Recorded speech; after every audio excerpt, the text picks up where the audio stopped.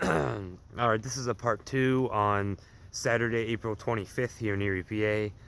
And we still got hazy skies. It's cold. Just from being outside, my hands are freezing. And it's probably around the 40s. Today's the temperature is only in the 40s today. We just went from like nearly 70, or actually I think it was 70, to now in the 40s. So at least a 25-degree weather drop. Temperature drop, not weather drop. The other thing that I want to talk about was, and a lot of people have been talking about these, are the ticks. Here in Erie, PA, there's been a lot of ticks.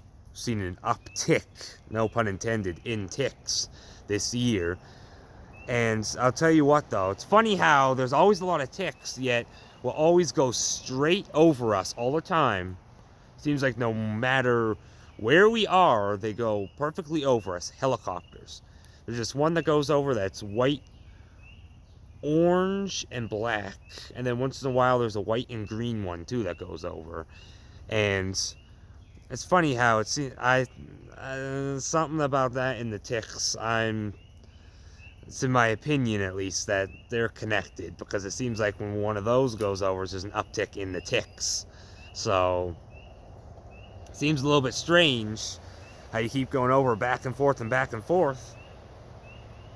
all the time, and right over like we could be walking and it'll go right over us, and we're continuing walking and it still happens to go perfectly. Like it's too weird. You can say it's a coincidence, but when it happens to us all the time, it starts to get too weird to be a coincidence.